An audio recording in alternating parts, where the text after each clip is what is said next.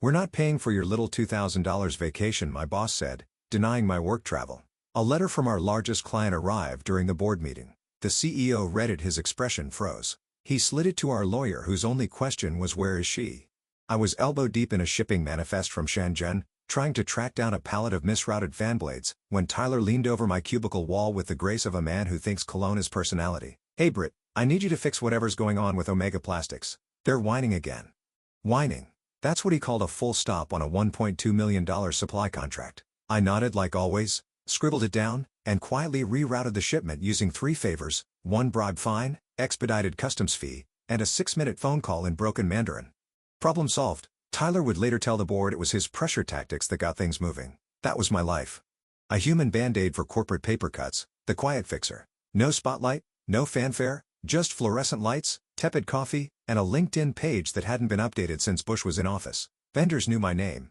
The forklift drivers in Des Moines sent me Christmas cards. But upstairs, I was as noticed as the gum stuck under the break room table. And hey, since you've made it this far, let me just pause the existential dread for 1 second to say something real quick.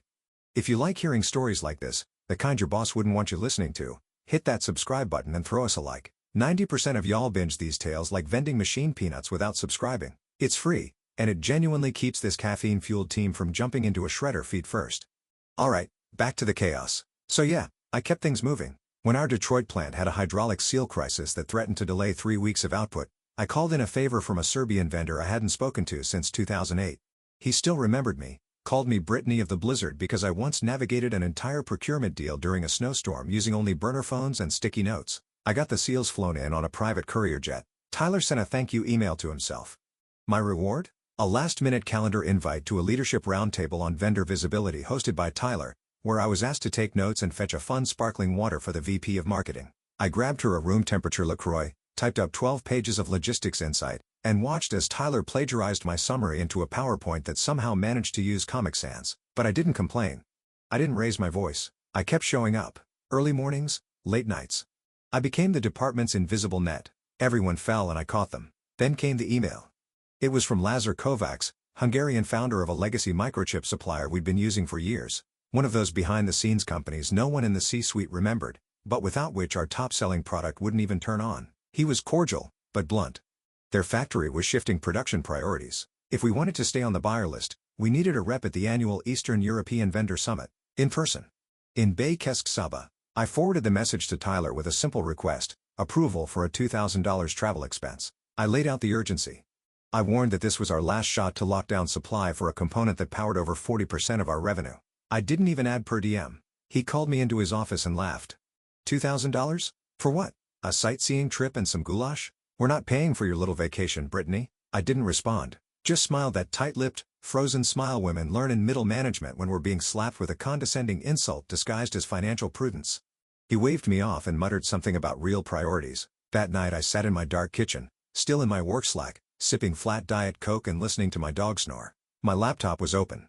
I stared at flights, economy class, 11-hour layover in Munich, middle seat. I booked it, on my own dime. I took 3 days of PTO and burned through the last of my Marriott points on a 3-star hotel with a lobby that smelled like boiled meat and unresolved trauma. Before I left, I pulled an old folder from my filing cabinet, one I hadn't touched in years. It had photos of a rollout I led back in 2012, when Kovacs' daughter had flown to the States for an on-site audit and her interpreter bailed. I stepped in, helped her navigate a system crash, medical scare and a 12-hour flight delay. We stayed in touch. Christmas cards, the occasional happy birthday email. I didn't know it yet, but that forgotten kindness, buried under a decade of ignored emails and forgotten thank yous, was about to become my golden ticket. The morning after I booked my self-funded flight to Bekeshkala, the office felt heavier, like the walls knew what I was about to do and were holding their breath. I moved like a ghost through the cubicles, dodging awkward small talk and microwave bacon fumes, all while mentally triple-checking my pitch. See, the thing about legacy components is they're not sexy. They don't make flashy investor decks or headline product launches, but without them, your best-selling product becomes an overpriced paperweight. Ours was a pressure calibration unit. Don't bother Googling it unless you love insomnia. What mattered was that it brought in over $100 million annually and was powered by one very specific chip made in one very specific Eastern European factory. That chip wasn't manufactured anywhere else, at least not yet, and that's what woke me up in a cold sweat the night before. The new vendor list Kovacs had quietly slipped into his email. It showed active discussions with a Chinese conglomerate and a German startup that had more venture capital than common sense. Both were circling. Hard. Hard. Kavox was getting courted like the last girl in a Baptist youth group dance. And we didn't even RSVP. So I did what any logistics manager with a death wish and a broken printer does. I put together a one-pager proposal in 11-point Arial with actual bullets, not those stupid pastel smart art shapes Tyler loved, outlining why this vendor summit wasn't a vacation. It was a Godem firewall, a last stand, a $2,000 insurance policy against the total collapse of our golden goose. I even added a chart. Tyler likes charts, especially ones with arrows. When I slid the proposal across his desk, he didn't even look up from whatever Slack thread he was pretending to read. You want what? Approval for travel to the summit. It's a chance to lock down a supply agreement. Kavox's, he held up a hand. The universal sign for I've stopped listening, but I still want to feel superior. We're not paying for your little $2,000 vacation, Brittany. It wasn't the words, it was the tone. Like I was some middle-aged groupie trying to sneak into Coachella with a counterfeit wristband. Like I was wasting company money when he just expensed $500 for team building escape room where 3 interns got locked in a broom closet for an hour because no one knew the capital of Latvia. I opened my mouth, then closed it. What was the point? I could have recited every metric, every forecast, every fragile link in our supply chain. Tyler had already filed this under emotional female nonsense. I knew that look. I'd seen it before. Hell, I'd trained myself not to cry under that look. So I smiled. That dead inside, teeth-clenched smile women master around men who think charisma is interrupting someone mid-sentence. Understood, I said. Thanks for the clarity. I walked out of his office feeling like a balloon someone let go of mid-helium fill. But under that, something simmered. Not anger. Not even betrayal. Just precision. Like I'd finally stopped waiting for approval from a system built to ignore me. Back at my desk, I emailed HR to confirm my PTO request. They replied with the usual automated form. I submitted it, attached a fake conference itinerary I mocked up in Canva, and made a note to bring back an airport souvenir so no one asked questions. Something with paprika or a communist cartoon dog. And I ordered new business cards. Just 100. Matte finish, burgundy font.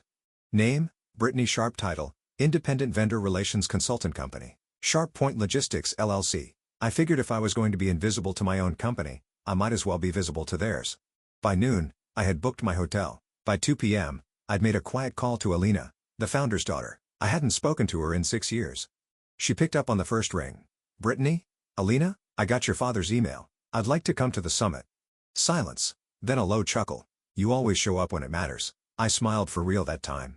Not the workplace version. The real one, I always try. My PTO was approved with all the enthusiasm of a software update nobody asked for. No questions, no follow-ups. Just a bland email from HR confirming the dates. I doubt Tyler even noticed. Or cared. 3 days later, I was wedged into a seat in row 32 of a budget airline that smelled like wet carpet and bad decisions, knees jammed against the tray table, listening to a Slovakian baby scream like he knew I was flying toward a professional Hail Mary. The itinerary, Columbus to Munich, then a connection to Debrecen, followed by a 2-hour bus ride to Bexiga, a place that sounds like a sneeze and looks like a postcard from 1987 that got lost in the mail. I landed jet-lagged, half-deaf from the engine hum, and smelling like airplane nuts and existential dread. The hotel lobby had yellowed wallpaper, a rotary phone at the desk, and a vending machine selling off-brand cigarettes and shampoo. But it didn't matter, because the moment I checked in there was a note waiting for me at the desk, written in blocky, deliberate handwriting. Dinner on the terrace. 8 p.m. LK Lazar Kovacs, a man who ran his factory like a monastery, and whose handshake was worth more than most NDAs. I hadn't seen him in person since the rollout in 2012. Back then, we were piloting a joint systems integration in Cleveland. His daughter, Alina, was shadowing the process as part of some next-gen leadership program. She was barely 22, fresh off a plane, wide-eyed and wearing heels that didn't stand a chance against the greasy factory floor. Entire rollout was a disaster. Our local IT team ghosted halfway through day one. The temperature controls malfunctioned, the translation software glitched, and someone, probably Barry from facilities, left a porn tab open on the central monitor. The cherry on top? Alina got violently ill after a lunch burrito and ended up curled in the corner of the warehouse break room, green as a stoplight and shaking like a leaf. Everyone panicked. Everyone except me. I found a space heater, a blanket from the lost and found bin, and a pharmacy 2 blocks down that sold something vaguely resembling anti-nausea meds. I sat with her, made her tea, and called her father from my personal phone when no one else would. She clutched my hand for 2 hours and cried from the embarrassment. She was supposed to be proving herself. Instead, she was puking in a trash bin behind a forklift. When Kovacs arrived, he looked at me, not with corporate thanks, with something deeper, respect maybe or recognition. The kind you only get when you show up at someone's worst moment and don't flinch. Back in the present, the terrace dinner was quiet, just the two of us. No aides, no translators. Just grilled pork, warm palinka, and the sound of old clock towers chiming in the background. "You came," he said simply, eyes wrinkling with a faint smile. "No one else was going to," I replied. He poured the palinka. "We didn't toast. Just drank. They want me to move production," he said after a long silence. "Germany offers money. China offers scale, but neither offers what I actually want." I waited. "Trust," he finished. "I want trust. You helped my daughter when she was not useful to you. You acted with care when no one was watching. You remember people, not just numbers." I said nothing, letting the words settle like dust. "Will you represent us?" he asked suddenly. "Here, in America. Not your company? You, personally?" The wind shifted. I felt it, not metaphorically, but literally. A gust from the east carried the scent of steel and old rain. Something about it made my spine stiffen. "I'm not a lawyer," I said slowly. "I don't have distribution experience. I'm just a logistics manager." He waved it off. "You're the only one who came. That's what matters." He slid a folder across the table. It wasn't a contract, not yet, but it had numbers. Percentages. A model. A roadmap to a deal where I, not Sabletech, would be the exclusive North American conduit for their chips. I didn't sign it that night, just held it. Later in my hotel room, I stared at the folder for hours. My hands trembled, not from fear, but from the weight of being seen, truly seen. I could still turn back, fly home, pretend this was a sightseeing detour gone sideways, but I knew better. This wasn't rebellion anymore, it was strategy. The summit was held in a building that looked like a Soviet-era aquarium, square, gray, and inexplicably humid. The main conference room had plastic chairs, an analog projector, and one sad ficus leaning like it knew its days were numbered. Vendors from all over the EU mingled in stiff suits, clutching branded USPs like they were sacred relics. I was the only American, the only woman over 40, and judging by the sidelong glances and raised brows, only one who hadn't brought a translator, a team, or a tie. Kovacs opened the morning session with a speech in Hungarian, then German, then broken English. He talked about supply chain integrity, future partnerships, and global realignments, all while pointedly avoiding any mention of Sabletech. My company, whose logo had once proudly sat on their marketing banners, now appeared only on a forgotten pamphlet near the buffet table, folded, stained, and sitting next to a bowl of hard candy. I spent the morning listening, scribbling notes I'd later have to decode, and watching two French reps whisper every time I asked a question. I was underdressed, outnumbered, and completely off the official schedule. Then, just before lunch, Kovacs approached me quietly. "Walk with me," he said. We stepped out onto the building's narrow balcony. The concrete cracked like old knuckles. Below us, town bustled with slow-moving trams and teenagers vaping behind kiosks. The air smelled of diesel and fried cabbage. He leaned on the railing like he was holding up the whole damn city. "I want this deal off their radar," he said without preamble. "Your company sent no one, again." "They said the trip wasn't necessary," I said, the words tasting bitter in my mouth. He chuckled once. Dry, humorless. "I sent them 4 emails, 2 calls. I got silence." I stayed quiet. There was no defense worth offering. "I'm old," he said, "too old to be disrespected by shiny men in clean suits who think logistics means shouting louder. I built my factory during blackouts. I soldered boards by candlelight, and still, they act like I'm disposable." His voice dropped low. "But you showed up, and you've always shown up." I looked away, staring out at the peeling paint on a distant billboard. "I'm not a distributor," I said. "Don't have the infrastructure." "I don't. You'll build it," he said. The wind kicked up. A loose paper napkin danced across the tiles and vanished over the edge. "Why me?" I finally asked. "Why trust me with this?" He turned to me, sharp as flint. "Because I don't trust them. I trust you. You understand loyalty. You understand people, and that's what this chip needs. Not more contracts, not more noise, just someone who gives a damn." He reached into his coat pocket and pulled out a single-page document. It was written in English and Hungarian with his personal letterhead stamped at the bottom. It wasn't a binding agreement, not yet, but it laid out the framework, the intention, that if we moved forward, I, Brittany Sharp, would serve as the sole distributor of his proprietary microchip in the U.S. market. He offered no pen. Instead, he held out his hand. A handshake. I stared at it. I pulsed. Deafening. This wasn't how things were done in boardrooms. There were supposed to be witnesses, legal review slide decks, Godem pie charts, but his hand stayed outstretched. And I saw the same thing I saw back in 2012 when he knelt beside his sick daughter, looked me in the eye, and said, "Thank you," like it cost him something. Terrified resolve is a strange emotion. It doesn't scream. It doesn't cry. It just acts. I took his hand. He gripped mine like iron and nodded once. The deal, our deal, was made. Afterward, I stepped into the bathroom and locked the door. My hands were shaking. My reflection looked alien, tired eyes, smeared eyeliner, and a smile I couldn't quite contain. I was no longer just Brittany the fixer. I was Brittany the disruptor. And back in Ohio, Tyler had no idea his invisible little logistics manager had just brokered the deal that would change everything. By the time I landed back in Columbus, I was running on 4 hours of plain sleep and the strange, electric calm that only follows irreversible decisions. I didn't go back to the office right away. I didn't even check my work email. Instead, I sat in my kitchen in sweats, hair tied up, my dog snoring against my thigh, and I opened the Secretary of State's website. It took 50 minutes to update my LLC documentation, another 5 to add authorized distributor under business activities. I paid the $99 processing fee like I was ordering takeout. Then I shut my laptop, stared at the wall, and just sat there. It felt like watching someone else's movie. 2 days later, I returned to work, silent and invisible as ever. No one asked where I'd been. No one noticed the jet lag buried under my concealer or the fact that I was wearing flats because my ankles were still swollen from 22 hours in coach. The office rolled on like a wheel that didn't know it was missing spokes. Tyler was already ramping up for the quarterly board meeting, what he lovingly referred to as his showtime. He commissioned a new slide deck from the marketing interns with flashy gradient backgrounds and swooping animations that made your eyes hurt. It was even a video reel with peppy music and a voiceover guy who sounded like he sold life insurance between rodeos. In one of the team huddles, he clicked through the slides and landed on one labeled Global Supply Chain Legacy Vendor Confidence. I nearly choked on my gas station coffee. Now this, he said, puffing his chest out like a cartoon rooster, is where we really shine. Kavax and his team are locked in for another 2 years.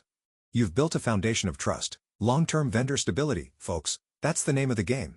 I stared at the slide. It had a bar graph. The bar labeled 2025 was shooting up like we just acquired a patent on eternal youth. My name? Nowhere. My report? Gutted and rewarded to sound like Tyler had personally massaged the vendor into compliance using only grit and charm. It was surreal. Like reading your own eulogy, written by the guy who stole your lunch from the communal fridge. Brittany, he said mid-meeting, great work on background support. Couldn't have done it without your spreadsheet thing. Everyone chuckled politely. I smiled. The same smile I wore when he called vendor calls gossip and logistics postman work. In the elevator afterward, one of the interns whispered that was such a killer slide. Did you make that data up or is it real? I just said, it's real enough. And walked out before they could follow up. Later that afternoon, I slipped into the unused conference room next to the printer, the one no one booked because the chair squeaked and the blinds were permanently tilted at an angle that made you feel watched. I pulled out the manila envelope Kavax had given me on the last day of the summit. Inside was a signed letter of intent, a summary of our handshake agreement, and a scanned notarized copy in Hungarian with a wax seal I didn't even know they still made. I opened a secure Dropbox folder under my LLC email, uploaded everything. Then I drafted an email to myself with the subject line, activate when ready. Attachments, vendor agreement draft, price sheet template, and a resignation letter so sharp it could slice glass. I didn't send it, not yet, but I knew it was coming. That night, I poured a glass of red wine that cost more than the airfare I'd just eaten and stood in my backyard under a sky that felt wider. Something in me had already left the building. My body was still showing up at 8:15 a.m., badge swipe and all, but my soul, my ambition, my loyalty, those had already moved into a new office, one with my name on the door. The quarterly board meeting opened with the usual parade of self-congratulations. We were in the 12th floor conference room, the one with the frosted glass and the $12,000 rug no one was allowed to walk on. Suits filed in with their Bluetooth earpieces, still buzzing, Starbucks in hand, eyes glazed with that caffeinated blend of arrogance and boredom. I took my seat near the back, close to the buffet table, where the cheese cubes were already sweating under fluorescent lights. I wore a navy blazer that said team player and black flats that said I know where the bodies are buried. No one noticed me. They never did, which was exactly how I wanted it. Tyler stood at the head of the table, laser pointer in hand, voice greased up and rolling like a car salesman at quota time. Now, as we move into Q4 projections, I want to highlight our most stable, vertical, legacy component sourcing. Click, slide, change. Thanks to years of smart vendor management, our European supply line is rock solid. I bit down hard on the inside of my cheek. Locked-in rates, guaranteed inventory, he continued. Frankly, it's one of the cleanest areas of our operation. At that exact moment, truly, as if the universe were playing conductor, a knock echoed against the glass doors. A man in a courier uniform stood there, holding a sealed envelope, tan and thick.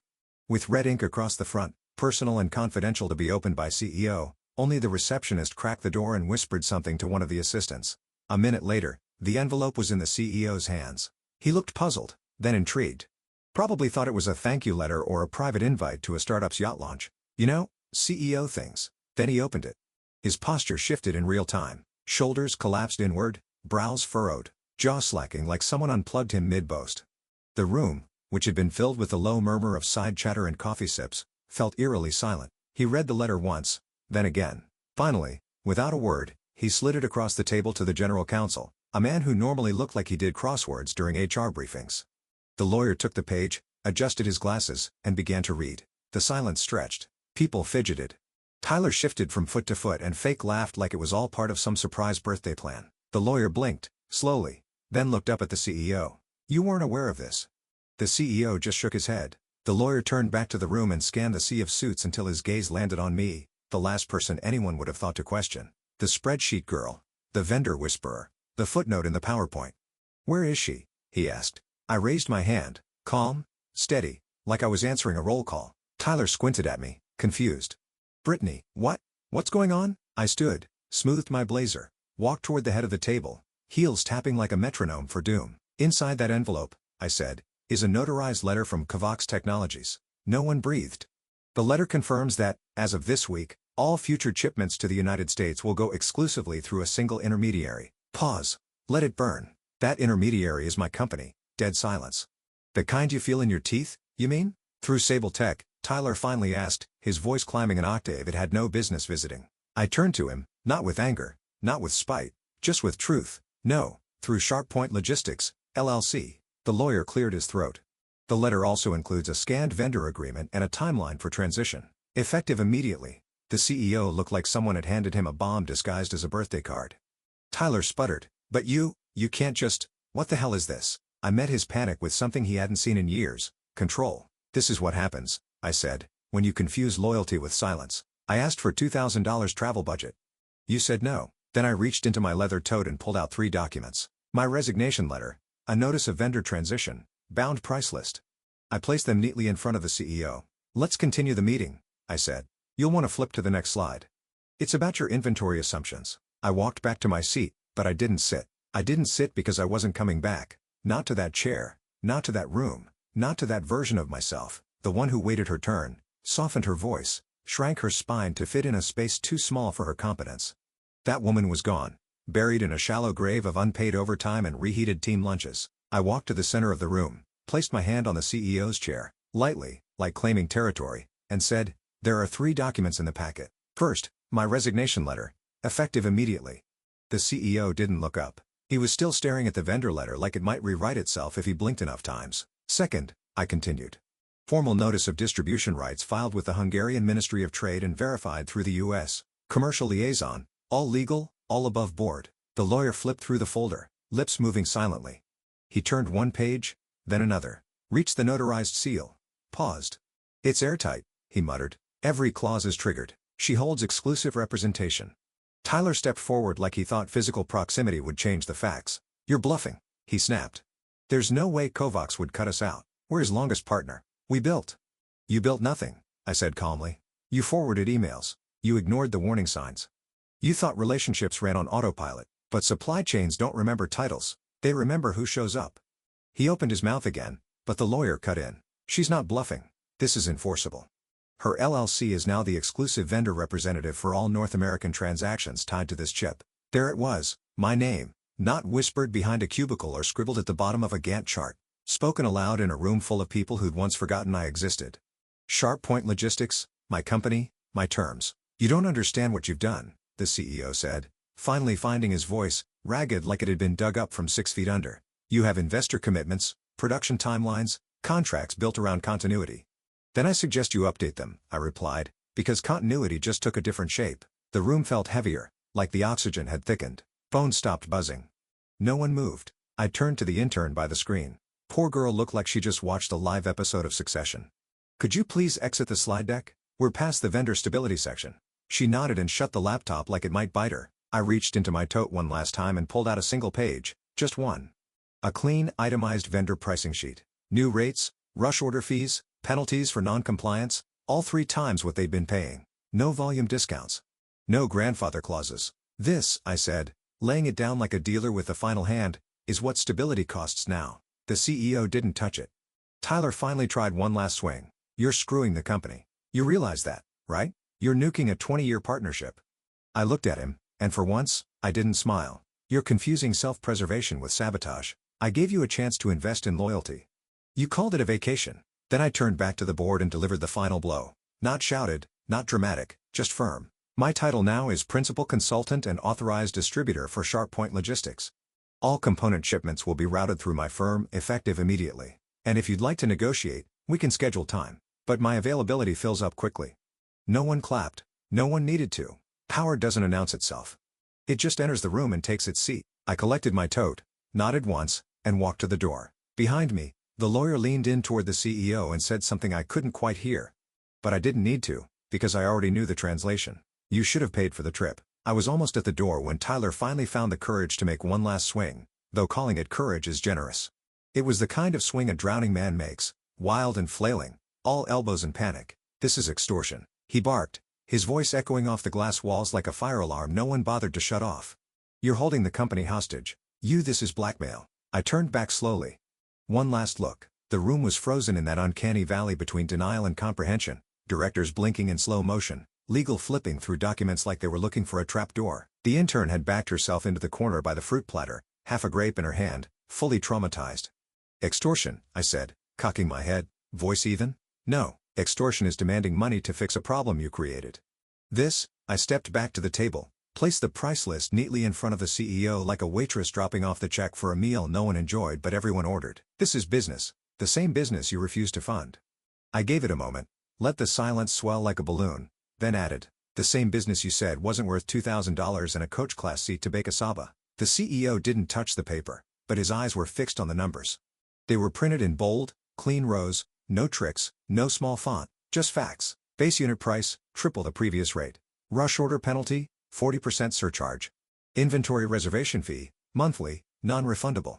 Technical support, outsourced and billed separately. Mint terms, net 7. Late fee, 8% per day. I saw it happen. The dawning. One director muttered something under his breath. Another leaned back in his chair like he just realized the floor wasn't solid. The VP of Finance adjusted her necklace 3 times in 30 seconds. No one met my eyes, because this was the moment they realized they weren't sitting at a table. They were standing at a cliff. This can't stand, Tyler hissed. We will go around you. Find another supplier. Well, you won't, I said flatly. His mouth opened, then shut. A fish at low tide. I leaned in just slightly, enough for only the front row to hear. There's one manufacturer of that chip. You knew that. You just never respected it. Now every order comes through SharpPoint. That's the new supply chain. You can either climb aboard or bleed out while the production lines dry up. The lawyer cleared his throat. Loud, uncomfortable. She's not bluffing, he said, voice grim. I checked the document trail. I cross-referenced her LLC registration with the Hungarian Trade Registry and the vendor's international licensing. It's valid. She's the only conduit. The CEO's lips were pale, the kind of pale that says I've made a mistake so massive it might echo through every quarterly report until I die. Still, he tried to keep face. What's your angle? He asked. You want revenge? A payout? A promotion somewhere else? I looked at him unblinking. I want you to feel it, I said. Every missed call, every ignored memo, every time you called my work background noise while quoting my results to the board. I want this company to feel what it's like to rely on someone it doesn't see, until it's too late. The room exhaled all at once, like everyone had been holding their breath since the courier walked in. Tyler sat down, not like he was defeated, more like he'd been unplugged. Spine slack, ego leaking out through the soles of his Italian shoes. And then, just to make sure the wound stayed open, I added, you called it a vacation. This is the souvenir. No one laughed, not even the intern, because in that moment, they all understood the same singular thing. Arrogance isn't bulletproof. It just hasn't met the invoice yet. The room had the stillness of a courtroom mid-verdict. No shuffling, no coffee slurps, not even the nervous tap of pen. Just 20-some executives staring at a single sheet of paper sitting between the CEO's hands like it might bite him. The amended order form. It listed the minimum volume commitment, new shipping schedule, and my new pricing structure in stark, clinical black and white. No fluff, no loopholes, just numbers, cold and uncompromising, like winter steel.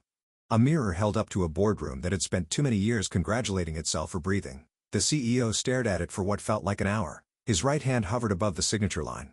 The kind of hesitation you only see when a man realizes his empire has a landlord now. Then he picked up the pen. It trembled slightly.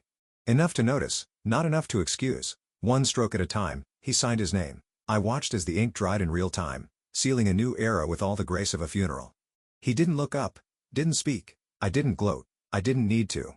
I collected the signed form, folded it once, and slid it into the leather portfolio I'd bought 15 years ago at a clearance sale, back when I still thought climbing the ladder meant something if you smiled enough and said thank you, even when you were bleeding. Then I turned toward the door. Tyler sat hunched in his chair, face pale, jaw tight. His tie had loosened. His reputation was unraveling like a cheap cardigan caught in a snowblower.